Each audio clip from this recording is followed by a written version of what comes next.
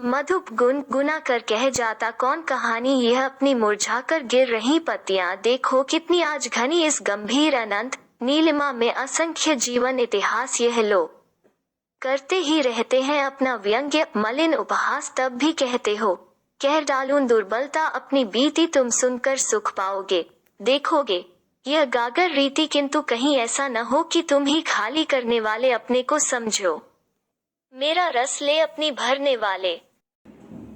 संदर्भ प्रस्तुत पद्यांश हमारी पाठ्य पुस्तक क्षितिज भाग 2 के पाठ आत्मकथ्य से लिया गया है। इसके रचयिता कवि जयशंकर प्रसाद हैं। प्रसंग इसमें कवि ने अपनी आत्मकथा को आधार बनाकर जीवन के यथार्थ और अभावों का वर्णन किया है। व्याख्या कवि कहते हैं कि मेरा मन रूपी भौरा अपनी मधुर गुंजार में अपने जीवन की न जाने कौन सी कहानी कह जाता है। आज अनेक पत्तियां मुरझाकर गिरती हुई देखी जा सकती हैं।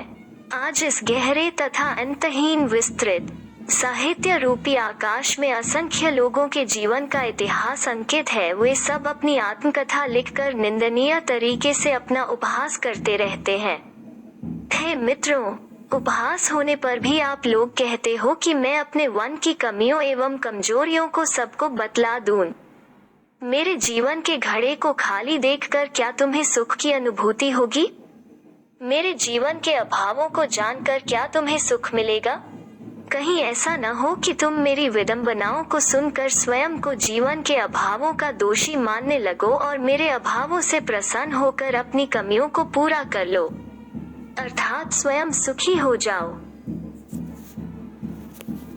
यह विडंबना ऐ सलते तेरी हंसी उड़ाऊं मैं, भूले अपनी यह प्रवंचना औरों की दिखलाऊं मैं। उज्ज्वल गाथा कैसे गाऊं मधुर चांदनी रातों की, अरे खिल खिला कर हंसते होने वाली उन बातों की।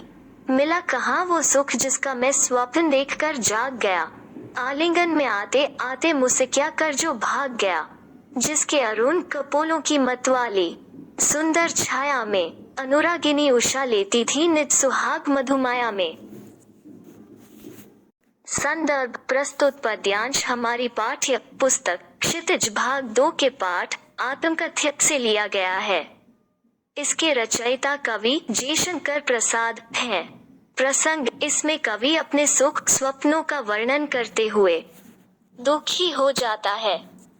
व्याख्या कवि अपने आत्मकथ्य के विषय में कहता है कि हे मेरे जीवन, आत्मकथा के लिए यह बड़ा दुखद होता है कि उसमें व्यक्ति को अपनी छोटी से छोटी सभी सरल बातों का उल्लेख करना पड़ता है। आत्मकथा को पढ़कर सामान्य जन अथवा पाठक कवि की हंसी उड़ाते हैं। मेरी समझ में नहीं आता कि अपने जीवन की भूलों तथा धोखों को पाठकों के सामने कैसे प्रकट करूं। मैं अपने जीवन की सुखद एवं उज्ज्वल घटनाओं का वर्णन किस प्रकार करूं? मेरी समझ में सुख दुख की घटनाओं का वर्णन करने की बात बिल्कुल नहीं आ रही है। मैंने अपने जीवन में सुख पाने का मधुर स्वप्न देखा था, परंतु मुझे कभी सुख मिला ही नहीं। कभी कभी ऐसा प्रतीत हुआ कि अब सुख के दिन आने वाले हैं, परंतु वे भी आते आते रह गए, अर्थात सुख के क्षण उपभोग से पूर्व ही समाप्त हो गए। उन सुखद दिनों की आशा में लाली से परिपूर्ण मदमस्त कर देने वाली सुंदरता की छाया बड़ी सुखद प्रतीत होती थी। प्रेम से परिपूर्ण सुबह उस मधुर माया में अपने सुहाग की लाली भरती थी। उसकी स्मृति पाथेय बनी है थके पथिक की पंथा की। सीवन को उधेड़ कर देखोगे क्यों मेरी कंथा की।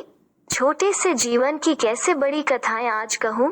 क्या यह अच्छा नहीं कि औरों की सुनता मैं मौन रहूं। सुनकर क्या तुम भला करोगे मेरी भोली आत्मक कथा।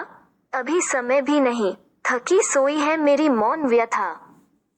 संदर्भ प्रस्तुत पद्यांश हमारी पाठ्य पुस्तक क्षितिज भाग 2 के पाठ आत्मकथ्य से लिया गया है। इसके रचयिता कवि जयशंकर प्रसाद हैं। प्रसंग इसमें कवि ने अपने अंतर्मन की व्यथा का वर्णन किया है।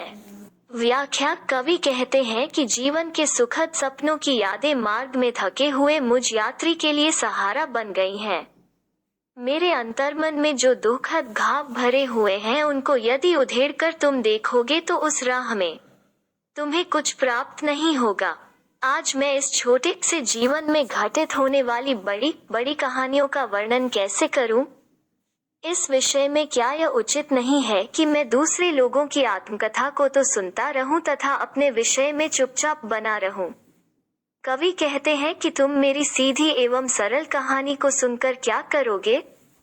इस समय मेरी सरल आत्मकथा को सुनने से कोई लाभ भी नहीं है, क्योंकि इस समय मेरी दुहक भरी कहानी मेरे मन में शांतिपूर्वक सोई हुई है।